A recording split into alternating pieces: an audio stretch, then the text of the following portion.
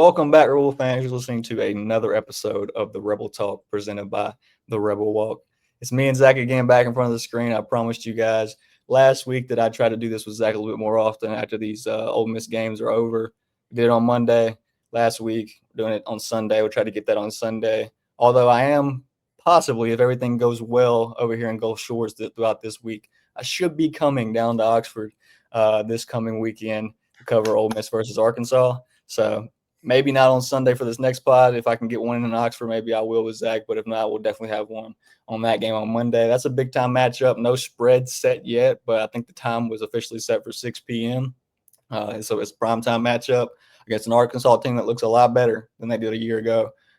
They haven't played anybody, so we'll yet to see how they look against an SEC defense. But as far as the offense for Arkansas, we know what they bring. We know what Sam Pittman brings and all of that. Taylor Green's really good. We'll talk a little bit more about that. And later in the episode, me and Zach talked about that.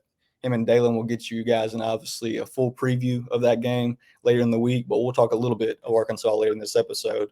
But a lot of good things to talk about, a lot of bad things to talk about, kind of similar to last week. I think there's a little bit more bad to talk about in a rough showing yesterday.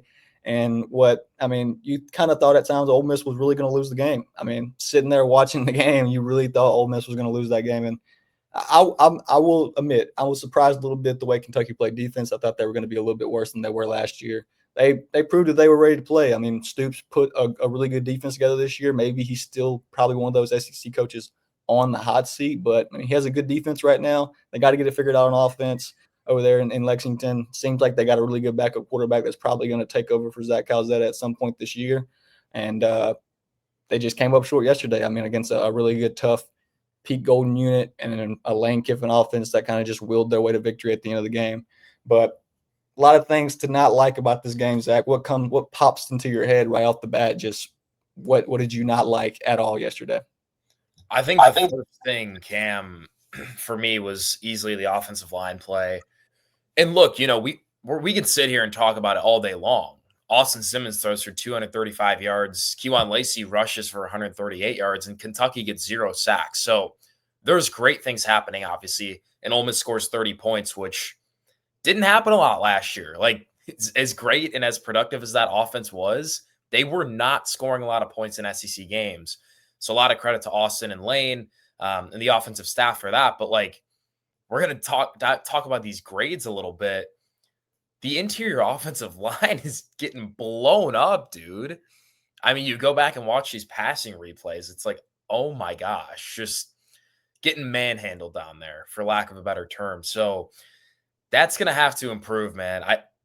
Kentucky has a good defense and a very good defensive line, like we touched on. And Mark Stoops and that crowd, they were fired up, man. They were ready to take on Ole Miss, but comes to a point when you're going to run into teams like LSU and Georgia, and if you want to make the playoffs, some of those Big Ten squads with legitimate interior defensive linemen who are going to play in the NFL, and that is going to be a problem all day long. So we'll see. I mean, I'm just happy we got the win. I mean, there was a point I was at the Velvet Ditch yesterday in that first quarter, and I was ready to go, Cam. It was 10-0. I was like, and it was that fourth down play. I was like, if we don't get this, the game's basically, in my mind, almost over, because Kentucky's probably going to go down and score with all the momentum they had. And obviously Trey Wallace, what an absolute beast. What an absolute beast. What was it? Averaging 30 yards a catch, dude. I mean, that's unbelievable. So he's been awesome. He got that fourth down conversion, allowed me to stay out on the square for a couple more hours, which was great. All in all, dude, happy that we walked away with a win. Absolutely. I mean, if you're an Ole Miss fan, if you're anyone in the Ole Miss program, you're kind of happy you got away with one yesterday. Obviously, things didn't go really right at all at any point in the first, quarter and a half of that football game. Lane Kiffin dives into the Mark Stoops playbook a little bit, throws a deep shot on 4th and 1. And, when Simmons drops back on 4th and 1 on that play, I'm thinking in my head, like, what are we doing? I mean, he throws a pretty good pass. I mean, at first I didn't think it was that great of a throw. It could have been a little bit more out in front of Harrison Wallace on that play, but I mean, if you look back, it was good placement on the ball. It was kind of back shoulder to Harrison Wallace to kind of get it over that defender. Thing about that play is Simmons had 2 other players wide open that could have scored a touchdown. We'll talk about Simmons a little bit more after I talk about this offensive line. Zach mentioned the grades. We talked about it before the pod a little bit. And I'm not trying to single anybody out. I'm not trying to take shots at anyone at all. These are simply the stats. These are simply what I'm seeing on the field. The interior offensive line right now is a problem for Ole Miss. For the most part, Diego Pounds looks to be the player that he was expected to be. Jaden Williams looks good at times. Sometimes he looks a little lost out there. But in the middle right now with P.J. Wilkins, Deano Townsend played this past week, Patrick Kutas and Bryson Sanders, it doesn't look good at all. I don't know if it's – I mean, Patrick Kutas has played a handful of snaps. Townsend is apparently a guy with high upside. Wilkins has played a handful of snaps. Sanders hasn't played a ton with being injured most of his college career until this season. So maybe there's something to go on with. We need some gelling in there in the middle of the field. We need some, team bonding during the week or something. Guys on the same page. But as of right now, as of today, Patrick Kutas and Bryson Sanders are the second worst and third worst graded pass blockers in the entire country. These are guys that are graded at 30 right now on PFF as pass blockers, and that just can't happen. If you're a spread passing veer and shoot team that Lane Kiffin loves to drop back 70% of the time of the game, and Austin Simmons has the least amount of time to throw in the SEC right now. He was middle of the pack last week. He now has 2.35 seconds to throw the football. That's terrible. That's one of the worst in the country. It's not looking good up front. Most of that pocket is collapsing for Simmons. And if you watch Simmons play, two different quarterbacks yesterday. Zach Calzetta, for some reason, is a guy that takes like an 8-step drop. Austin Simmons doesn't drop back very much. He takes about 2 steps after he takes the snap, and he stands in the pocket, and the pocket's collapsing on a 19-year-old quarterback in the SEC. It's not going to be good, and we saw that yesterday. With pressure in his face, Simmons didn't look good at times. Simmons looked like he was kind of cracking under the pocket collapsing, which we didn't see a lot a year ago because Dart was one of the highest graded passers in the country when it came to blitzing him. So not a lot of teams blitzed him that much later in the year once they figured that out. But if teams realize that they can collapse on Simmons and blitz him more often and he'll throw picks, it's going to continue to happen. And they're going to have to figure that out up front. I think a lot of things can be fixed. It's going to take some time. Obviously, there's going to be some more snaps played. There's going to be a tough 4 to 5 game stretch coming up. The second half of this season gets really tough. I mean, we talked about it before the pod too. The SEC doesn't look to the tier that they were a year ago, but we'll see. The years are going to go on, and we'll have to see what this offensive line is looking like. Going into Austin Simmons, though, what did you not like about Simmons yesterday? What did you like about Simmons yesterday? Obviously, I said he didn't have a lot of time to throw the football, but there was some good things he did as well, especially just like in week 1 after throwing the 2 picks, he kind of settled down there. Yeah, there's a couple things. Obviously, I think like the accuracy at times was really strange to me, Cam, because Austin's a guy who's usually super precise. But again, offensive line wasn't great. He's on the road. There's a lot of things, but I mean, we're talking about passes that weren't even close. The Trey Wallace ball down the field, I think it was like a 50-yard reception, probably is a touchdown with a lot of other SEC quarterbacks. I mean, he's wide open. You just got to get the ball out in front of him there. 235 yards, good. Interception's not great though, and it's concerning to me if you perform like that in the first quarter against LSU, the game's over. So it's things you have to fix, but it's a double-edged sword, man. He's 19 years old, and we just went from watching Jackson Dart, a guy who spent years on end studying Lane Kiffin in this offense, to now a kid who has been waiting and waiting. He finally gets his chance, and that was his first time on the road in an SEC environment. So there's pros and cons. The one thing I want to talk about with Austin regarding Lane Kiffin is the amount of volume that he's running. I mean, Lane comes out before the season and tells us that he's not going to use Austin like he did Jackson because they're two very different players. And then at the end of that game, after using Austin for runs and 8 carries, the second most carries in the entire Ole Miss offense, he finally gets hurt. So to me, what is Lane Kiffin doing? You want this guy to be available and be healthy for the remainder of the season. Austin Simmons is not 225-pound dude like Dart yet. He's 19. He's still growing and developing. He's not a guy you should be running several QB draws on on the last drive of the game either. That whole series was unbelievably bad, or the second to last, whichever the one Austin got hurt. Very questionable. Pros and cons, I think bottom line is his response to those 2 interceptions was phenomenal. He stayed composed, and he's done that for 2 games in a row. It's just finding a way to avoid those early picks and really just start the game on a high note. He did it in game 1, but now we're going against SEC opponents, and he has a really good opportunity here against Arkansas back in the Vaught, which hopefully allows him to get established and a little more comfortable in front of the home crowd, Cam. Absolutely. And I think I tweeted out yesterday at halftime, Simmons went 6 for 7 for 120 yards going into halftime after the 2 picks. So, yeah, it was improved after the picks. There was some plays where, Charlie Wise was getting balls out to receivers up quickly. And that's what you got to do. You got a 19-year-old quarterback. I think that's what you continue to do at the start of football games. Don't let him drop back as much. Simmons seems to have a problem with staring down the guy he wants to throw to, which Matt Corral had a problem with early on in his career. Jackson Dart had a problem with early on in his career. It's going to be a problem for a 19-year-old kid who hasn't had a lot of snaps in college football, and it's something we're going to have to live with. Simmons might throw 10-plus picks this year. He probably will. That's something Ole Miss is going to have to live with. Lane Kiffin seems to have a lot of confidence in Austin Simmons. I mean, there was times yesterday, especially after the 2 picks, where, Kiffin was running right up to Austin Simmons, talking to him. It seemed like he was trying to get through his head to calm down, which for a 19-year-old kid, Simmons is very level-headed. I can say more level-headed than most 19-year-old quarterbacks, especially in SEC play. But Simmons has some things to work on. It's going to be interesting to see how he goes forward. Obviously, the ankle probably isn't 100%, probably going to have to sit out most of the practice this week and let Trinidad take some reps, a lot more reps in practice this week. I heard that Trinidad wasn't 100% yesterday, which is probably why we didn't see a lot of his Wildcat packages. But if you're Charlie Wise Jr., it seemed like at times when the camera panned to Kiffin after an Austin Simmons run, he didn't seem satisfied. And so you have to kind of think, is that Wise making the call? Is that Kiffin making the call? Whatever it is, you can't have your quarterback running up the middle that is nowhere near the runner that Jackson Dart is. Not saying that Simmons is not a good runner. He seems like he's very athletic. He seems like he probably runs a little bit faster than Jackson Dart. But Jackson Dart, if you look at the build, Jackson Dart is huge on the lower body. Running back. Jackson Dart is a huge lower body quarterback. He's Josh Allen build, just a little bit shorter.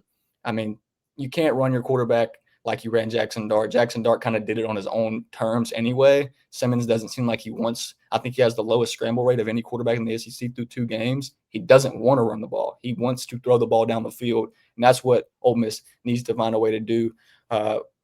Needs to find a way to set that up with the short throws, the intermediate throws, getting Caden Lee involved. Caden Lee was kind of barely involved these first 2 weeks. Daquan Wright was not involved really much at all yesterday. Deshaun Stribling, I had an exchange with somebody yesterday on Twitter, on X, about that. I won't call anybody out about that because it was just it wasn't anything heated, but the guy said that Deshaun Stribling doesn't get any separation. Maybe that's an issue with Deshaun Stribling right now. Maybe he's not getting the separation that you would want. But Stribling's not the number 1 receiver on this team. It's Harrison Wallace, and has proved that to this point. Daquan Wright's probably receiver 2 at this point too.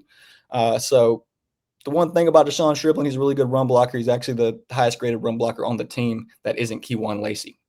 So Keywan Lacey is actually the highest graded run blocker on the team. Deshaun Stribling's second. But a lot of things to work on the offense. The one thing I loved about the offense was Keywan Lacey. For some reason, Ole Miss has the 4th worst run blocking team in the SEC, but the best rusher in the SEC. Keywan Lacey is the leading rusher in the SEC with 246 yards, 4 touchdowns. He's the 2nd highest graded rusher behind Jeremiah Cobb of Auburn, who's an absolute dog if you watched Auburn play these past 2 weeks. He's the 4th highest graded pass blocking running back in the country, which Ole Miss was not good at last year as far as run blocking with the running backs. Dude. I would like to see some more snaps from Damian Taylor and Logan Diggs, but for the most part, I mean, Keywan Lacey's elite. He's going to be an NFL back one day. I said it last week. He reminds me of Alvin Kamara, a little bit smaller, but he's very hard to tackle. He runs very smoothly, and I mean, he makes something out of nothing almost every play. That one clip, I recommend everyone go find it on X, Twitter, whatever you want to call it. Keywan Lacey blows up a Kentucky linebacker in a pass block. And it is phenomenal because no disrespect to those guys, but that did not exist last year.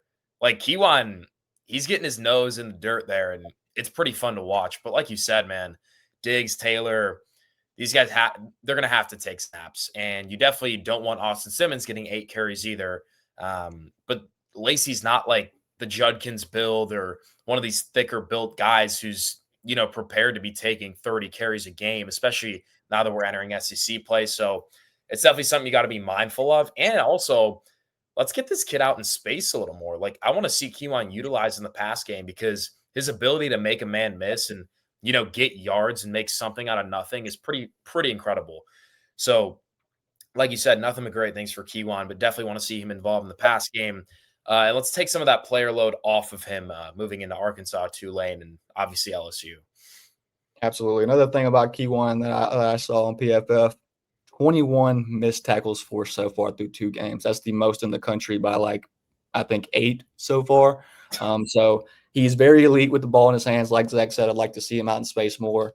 Ole Miss has done that in the past. Swing passes to the running back, did a lot of that in the Jackson Dart era. I'd like to see that more with Kiwan Lacey, maybe even Deuce Alexander at times, who's really good with the ball in his hands. Deuce Alexander, when he gets the ball in his hands, is a running back at that point.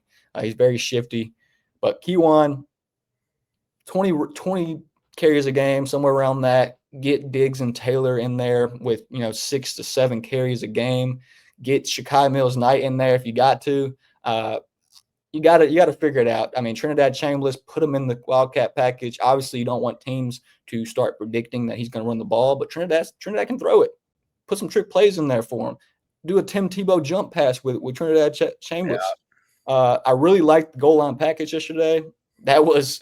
It seemed like it was about 1,000 pounds in the backfield at that point. I mean, when you put Jam Brown and Will Eccles in there to block for Damian Taylor, it was Damian Taylor on that play. Yeah, that's hard to beat. I mean, on the play before that, you didn't have anybody out there lead blocking for Damian Taylor, and he was stonewalled at the line of scrimmage.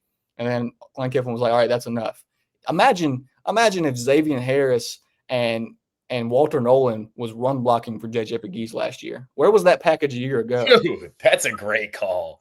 Honestly, package a year ago. So I love to see that. I mean, Will Eccles is a guy who was the number 1 player in the state of Mississippi, playing interior offensive line throughout this entire high school career. I mean, we talked to him in a podcast a couple months ago, and he said he didn't play much defense in high school. This is a kid who plays offensive line. If you can put him out there at fullback and let him run block for Damian Taylor, Logan Diggs on the goal line, that's probably 95% success rate most of the time. Yeah. No matter who you're playing. So I like to see that a lot more. I really like to see that yesterday. Kiwan Lacey's elite. The offense has a lot to work on. Get some guys in there to run the ball other than Austin Simmons and Kiwan Lacey at times. You went and got all those transfers for a reason. You picked up Shakai Mills-Knight for a reason. Who doesn't seem like you're going to redshirt at this point. He's still suiting up every week. So if you're going to play Shakai Mills-Knight, you got to play him or take the pads off of him and redshirt him and let him play next year.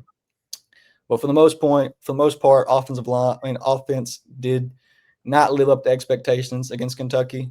The defense, on the other hand, I think maybe not their best game, but for the most part, I've been hearing a lot of people say this is a top 20 defense, top 15 defense. I think, in my opinion, this Ole Miss defense can be one of the best in the country, just like a year ago. Maybe not the same elite players on this Ole Miss defense as it was a year ago. Maybe not those same big-time names. You don't really have a Trey Amos on this team. You don't really have a Walter Nolan on this team.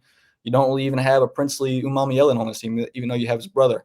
But what Pete Golden does have is a bunch of dudes. Yeah. Pete Golden has a bunch of guys who want to go get the football. And I think for the most part, they're going to keep getting better every week. I mean, I think the best thing for this Ole Miss defense is playing a tough schedule early on, and that's what they're getting. And they're looking great in pass coverage right now against some teams that probably weren't the best passing attack teams, but they're looking great. Antonio Kite is an absolute dude. That guy is really good back there. And if you can get Jalen Braxton back at some point, who's supposed to be that elite Trey Amos type of guy, Antonio Kite can be one of the better pass coverage players in the SEC. I think right now he's got the most targets in the SEC at 12 and only allowed 36 yards so far. Antonio Kite is really good. Was Ricky Fletcher out? He didn't seem to play much yesterday. I think I've seen him a couple times. Maybe he got injured early on. But spot. I know Nick Cole kind of played a little bit more than he did the week before, and Chris Graves was out there a ton yesterday. Yeah, so Fletcher was questionable on the injury report. I don't know if that was kind of prohibiting him to play, but yeah, didn't even record a stat. And from what I can remember, I don't think I saw him a lot out there. Regardless, though, like you said, man, down the field coverage was incredible. It felt like Zach Calzada could never find an open receiver. He was kind of just scrambling for his life on a majority of the plays. And then a couple times he, made, I guess, productive plays. I don't want to call him great. But he did better than I expected. So credit to him. But yeah, defense was on lock. That one coverage play early in the game by Whiteout Williams was so cool. And they kept showing the slow-mo. I was like, hell yeah. Like that was a very athletic play from Whiteout. I didn't know he had it in him. I thought he was a box specialist, come late the run type of safety, but he showed some great pass coverage. He was floating out there, dude. And then the linebackers, TJ is going to be TJ. It's tough to replace a guy like Poop Hall, but I think to an extent, Jaden Yates and Taj Chambers are trying their best to get there. They're not as physical, I would say, as Poop Hall, but you look at the speed and the area of the field that they can cover on any given play, and I think it's very comparable to what Poop Hall did last year. So, like you said, not to the same level of talent, but guys who are gritty, guys who are going to keep Ole Miss in several games, and guys who I thought did a pretty decent job for the most part yesterday. Obviously, 3 sacks.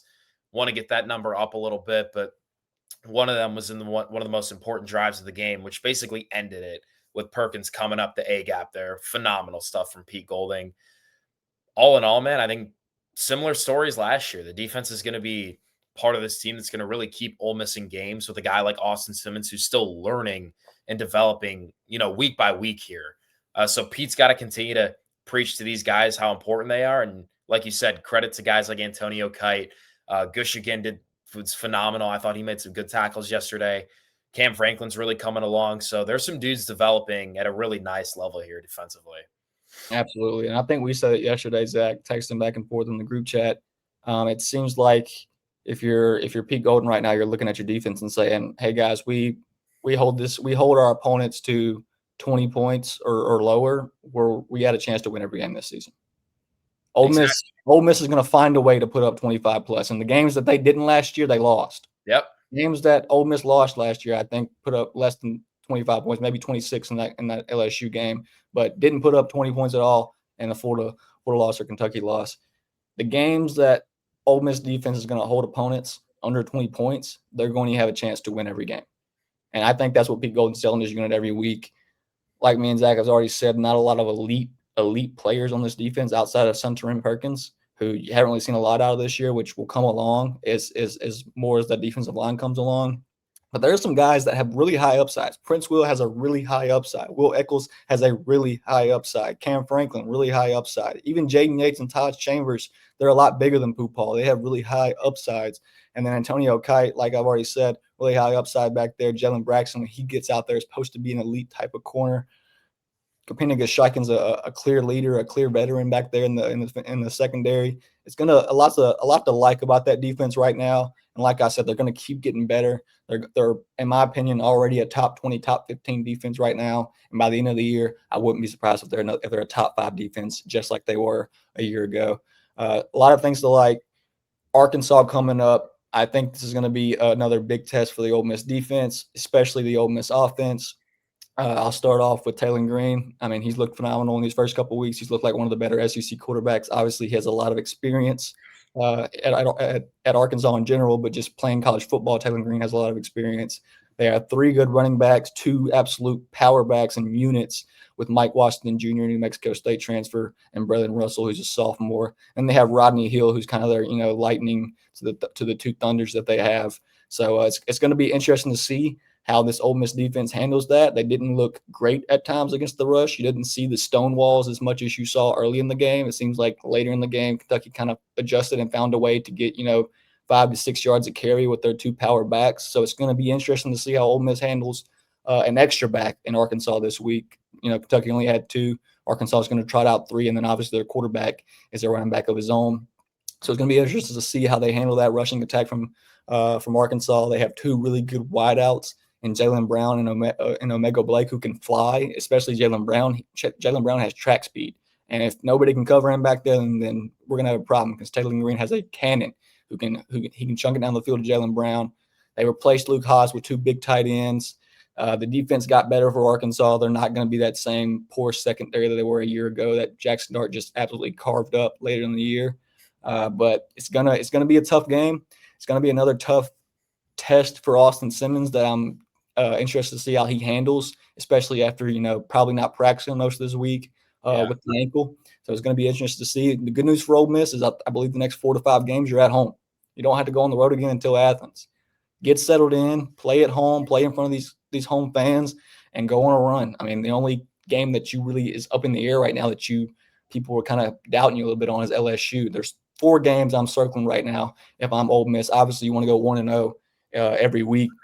It's the old coach saying, but if I'm Ole Miss, I'm circling 4 games right now. It's LSU, Georgia, Oklahoma, South Carolina. Florida obviously didn't look the team that I thought they were going to be, but those 4 games, I'm circling them on the calendar right now. I'm game planning for those games, and that's the ones that if you win, even if you go 3-4 in those games, I think you make the playoffs. Bottom line, Cam, those games are crucial, and they're going to really be the story of the season, but you have to get to LSU undefeated at this point. I don't care. It could be another game like this where we're sitting here on this podcast kind of ripping the team apart despite a win, which is great because that means there's a lot to improve on. But if that's what it takes to beat Arkansas, then fine. Then you regroup for Tulane. But the bottom line, you have to win these 2 games or else the season's almost, I don't want to say it's over, but like you said, man, Georgia, Oklahoma, Florida, South Carolina, some teams who have looked, solid, obviously with the exception of Florida. But Oklahoma, they looked like a top 5 team in the country yesterday, Cam. John Mateer is a baller, to say the least. Heisman finalist right now. I'm actually happy he's not on Washington State because he'd probably make them a really dangerous T unit like he did last year. So that'll be an interesting visit to Norman. But bottom line, you have to take care of business at Arkansas, which I think they will. Tulane, and then look, man, you finally get yourself settled in the Vaught-Hemingway and you bring in LSU, who's probably going to be are they top 5 team yet, Cam? LSU was 3 as of last week. They had struggles against LA Tech last night. They might drop to the top 5. We'll see how the rankings go. I'm sure they'll be coming out any minute now. It's 11 o'clock right now, so I'm sure they'll be coming out pretty soon. We'll see what that's about. But, yeah, top 5 team as of now. Yeah, so you got to get there, and then we'll go from there, man. But I think that's the first true test of the season. So you got to handle business and do whatever it takes over the next 2 weeks to put yourself in that position to win.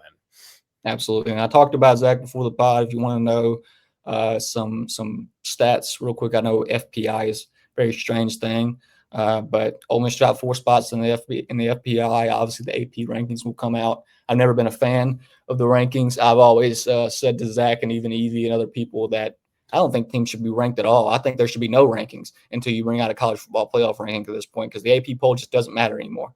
I mean, people complain about it. People compare teams, whatever in the AP poll, but it doesn't matter until playoff time comes around when there's 12 teams lining up to play for a championship.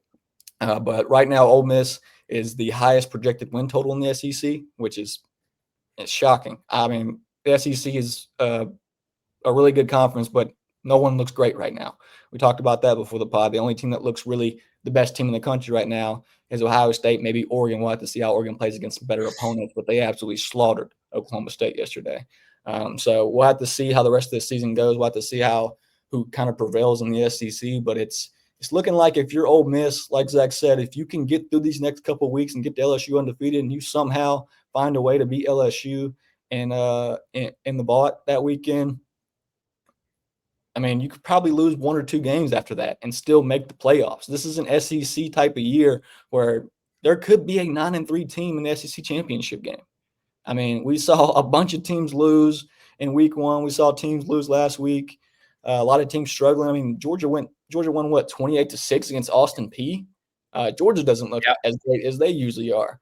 I mean, teams don't look great. Probably the best looking team in the SEC right now is either LSU or Oklahoma as far as, talent and dudes out there. And Ole Miss is going to have to play both of them. Every team that Ole Miss is going to play that's elite in the SEC is ranked ahead of them right now.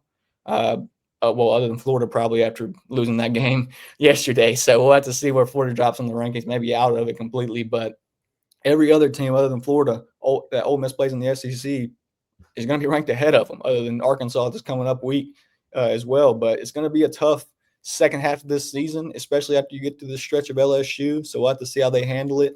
We'll get you guys back updated on the Arkansas game after that happens. When I get back on the pod with Zach again, like I said, Dalen and Zach will probably hop on here again later this week and preview the Arkansas game a little bit more in depth. Especially when we have a spread on that, see what that's looking like. But what the goal is to pack the Vaught. The goal is to get out there and make it a loud environment. I mean, give these guys some home field advantage in a game that they really needed. And like I said, I know it's coach speak. Go 1-0 every week.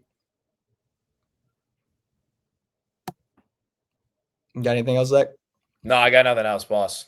All right. So I think that's all we got for you guys. I think that's we'll get back to you guys. Like I said, I mean, as always, subscribe to the Rebel Walk YouTube channel. Leave a comment below. Leave a like. Subscribe to all of us on social media. Give Zach and I a follow. Give all the Rebel Walk counts a follow. And as always, tune into the rebelwalk.com for all your Ole Miss